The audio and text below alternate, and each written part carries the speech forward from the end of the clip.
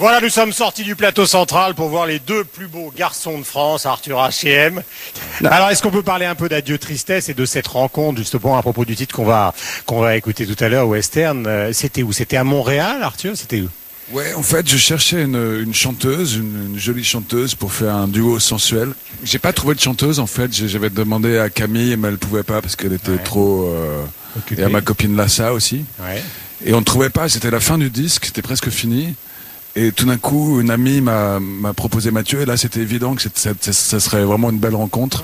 Et que... Ça va avec le texte, parce que c'est quand même une histoire de garçon qui parle de bordel, de shérif, de western. Au début c'était mon amour, et j'ai transformé mon amour en mon ami. Ouais. Et je trouve que la relation amicale dans cette chanson de deux amis un peu délirants qui tripent ensemble est plus forte que juste une histoire de séduction ou de homme-femme, quoi. Le jour où je suis rentré de Montréal, j'ai trouvé Mathieu par hasard.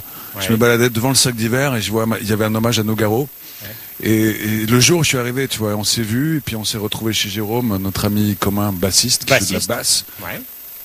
Et on a joué le morceau et tout s'est fait avec Mathieu. Je crois que c'est quelqu'un de très instinctif, quoi, très fluide. Donc ça se passe très bien ou ça se passe pas, quoi. Ouais. C'est une manière aussi peut-être d'officialiser notre rencontre qui date un peu parce qu'on s'est quand même croisés sur scène plusieurs fois, notamment une fois mémorable, c'était pour un spectacle pour les Clowns sans frontières. D'ailleurs, j'en profite pour parler du 26 décembre à l'Olympia, un spectacle pour une association qui s'appelle Clowns sans frontières qu'on va faire.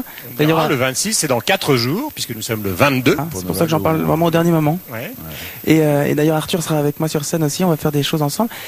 Et en fait, c'est pour marquer un peu ces rencontres qu'on a eues sur scène plusieurs fois, et notamment, on s'est retrouvés donc à l'Olympia il y a 4-5 ans, et on a fait le téléphone pleurs de Claude François. Ce qui était assez hilarant, c'est que Arthur faisait la petite fille et moi le papa. Donc voilà, des choses comme ça. C'est qu'on a vécu plein d'expériences musicales ensemble, et c'était une manière d'officialiser peut-être un peu ça. Et c'est vrai que je me retrouvais complètement, j'avais même l'impression... Déjà, je n'imaginais pas une chanson autre qu'une chanson d'amitié. Pour moi, c'était vraiment une vraie chanson d'amitié. Et en plus, avec cette histoire de M qui résonne un peu tout le temps dans la chanson, c'était assez évident, quoi. Et puis il y a ce dialogue permanent qu'on retrouve souvent dans l'histoire du rock entre des musiciens qui s'invitent, le guitariste, en l'occurrence. Voilà, l'album Adieu Tristesse, je le disais, enregistré à Montréal. C'est le 6e, de nature relativement différente des précédents.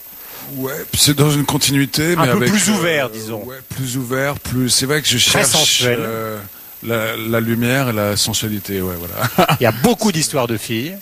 Ouais. Moins que dans les autres, en fait, mais quand même. Quand même, il y en a. Ouais. C'est une belle motivation, quand même. C'est un très bel album. Bravo, Arthur. On va vous écouter dans un instant. Alors, j'ai amené, évidemment, parce que je suppose que vous avez tous été voir M et sa joyeuse bande en concert. Alors, le DVD, évidemment, vous le connaissez, parce qu'on en a déjà parlé. Et puis, je voulais montrer, je termine cette petite présentation, cet objet magnifique.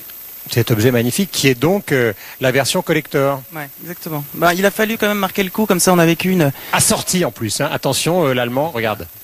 C'est une obsession, et puis je vais arrêter le rose après. Ouais. C'est bientôt la fin du rose, la période rose. Mais c'est vrai, voilà, c'était pour marquer comme ça le coup sur cette histoire assez phénoménale qu'on a vécu tous. C'est-à-dire l'équipage et moi-même, on a été sur un gros bateau pendant 1 an et demi et on a vécu vachement d'intensité, quoi, des moments très forts.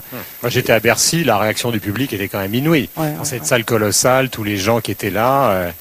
C'était prenant quand même, non? C'est ça. Et puis ce qui est étonnant, et je crois que c'est ça qui me plaît le plus sur cette histoire, c'est que ça a dépassé la musique, cette histoire. Non, c'est pas du fanatisme non plus, c'est, je dirais, un truc de une sorte d'amitié massive comme ça qui est très très forte.